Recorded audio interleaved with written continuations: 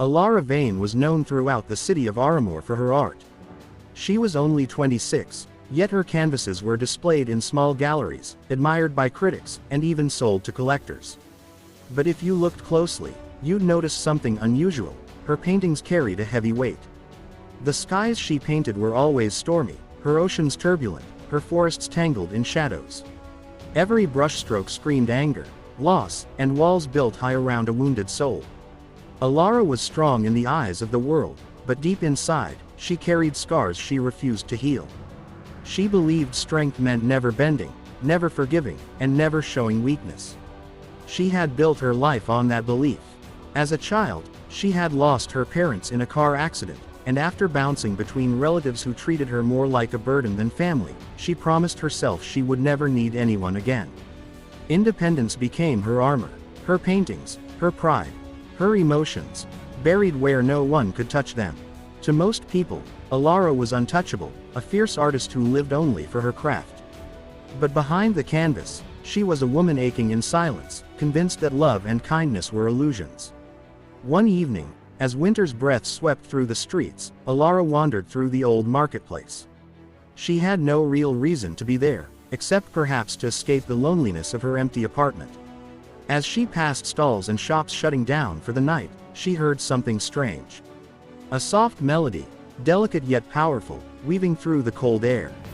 She followed the sound until she saw him, Jonas Hale. He was a man in his early 30s, with messy brown hair, tired eyes, and a violin in his hands.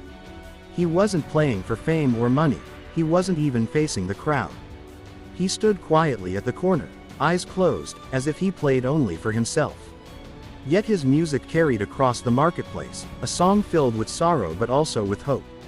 Elara stood frozen, listening. It was the first time in years she felt something stir inside her chest.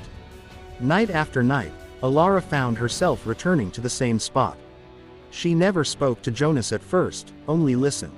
His music painted pictures in her mind: sunsets, laughter, and heartbreak healed by patience. It was so different from her own storm-filled art.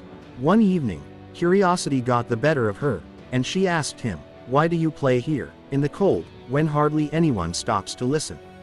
Jonas smiled faintly. "Because music keeps my heart alive," he said. "And sometimes, even if only one person listens, that's enough." That answer lingered with Elara long after she walked away.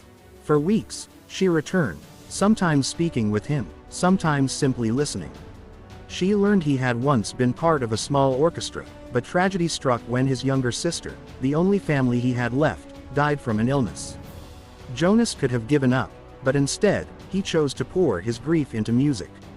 Unlike Elara, who built walls, Jonas built bridges, with kindness, patience, and quiet resilience.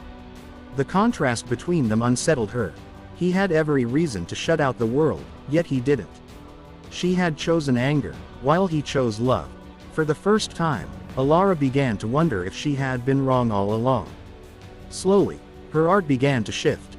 Without realizing it, she painted skies with streaks of light breaking through the storms. Her dark oceans softened with ripples of calm. When she looked at her canvases, she saw Jonas's influence, his music translated into color. She resisted at first, angry at herself for changing, but her heart wouldn't let go.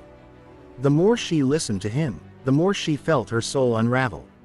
One spring afternoon, Elara invited Jonas to her studio. Nervous, she showed him her newest painting. It was unlike anything she had ever created. A canvas half drenched in storm clouds, half glowing with the warmth of sunrise. In the center, a violin stretched like a bridge between the two worlds. She called it the changing heart. Jonas stood in silence for a long time, his eyes glistening. "This," he whispered, "is hope." Elara felt something break inside her, not in a painful way, but like a chain snapping free. She realized that all this time, she had equated strength with shutting out the world. But true strength, she now understood, was opening your heart even after it had been broken. It was choosing love despite the risk of pain. Her relationship with Jonas grew naturally, not rushed, not forced.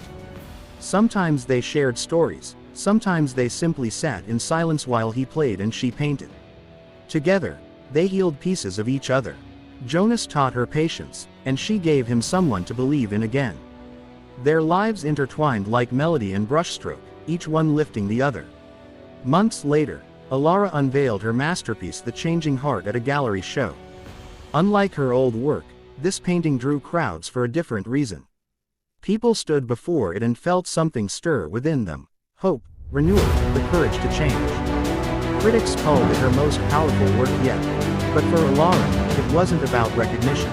It was about finally being free from the prison she had built around her heart.